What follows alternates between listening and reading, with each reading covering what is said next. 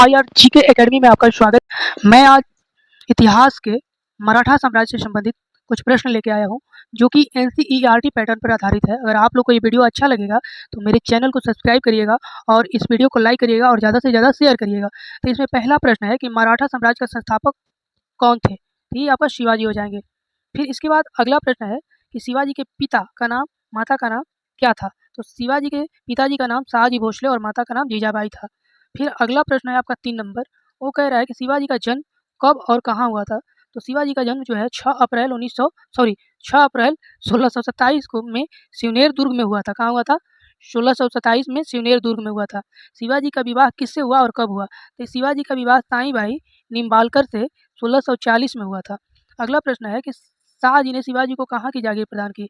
तो शाहजी ने शिवाजी को पूना की जागीर प्रदान की और स्वयं बीजापुर रियासत में नौकरी करने चले गए। अगला प्रश्न है 6 नंबर कह रहा है कि अपने सैन्य अभियान के अंतर्गत शिवाजी ने पहले किस पर अधिकार किया? तो शिवाजी ने सबसे पहले बीजापुर के तोरण नामक पहाड़ी की किला जो था उसी पर अधिकार किया। अगला है 7 नंबर, शिवाजी रायगढ़ को अपनी राजधानी कब बनाया? ये 1656 ईस्वी में बनाया। अगला है 8 नंबर, पुरंदर की संधि कब हुई? तो ये आपका 1665 में महाराजा जय सिंह और शिवाजी के बीच हुई। अगला प्रश्न है मराठों ने सर्वप्रथम किसके अधीन कार्य कर प्रशासनिक अनुभव प्राप्त किया?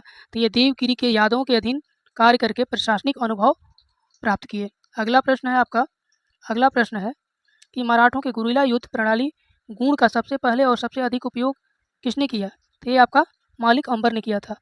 11 नंबर, शिवाजी के प्रशासन में पेशवा किसे कहा जाता था? तो ये प्रधानमंत्री को कहा जाता था और शिवाजी के ही मंत्रिपरिषद जो था उसको एक अष्टप्रधान भी उन्हीं के प्रशासन का व्यवस्था था, अष्टप्रधान, जिसमें 8 मंत्री होते थे। अगला प्रश्न है आपका कि मराठा राज्य का दूसरा संस्थापक किसे कहा जाता है? तो ये बालाजी विश्वनाथ को कहा जाता है। अगला प्रश्न है शिवाजी को तोप कौन प्रदान किया? को छूट गया है, तो ये अंग्रेज होगा, अंग्रेजों ने प्रदान किया था। शिवाजी के राजनीतिक गुरु तो दादाजी कोंडदेव और आध्यात्मिक गुरु रामदास थे। फिर अगला प्रश्न है आपका कि दास बोध के रचनाकार कौन है? ये समर्थ रामदास हैं। सबसे पहले सहायक संधि स्वीकार करने वाला मराठा सरदार तो पेशवा बाजीराव द्वितीय। अगला प्रश्न है सरजामी प्रथा किससे संबंधित है? तो सरजामी प्रथा जो है मराठा भू राजस्व से संबंधित है, भू राजस्व व्यवस्था से संबंधित है। अगला है शिवाजी मुगलों की कैद से किस नगर से भागे? तो ये आपका आगरा हो जाएगा।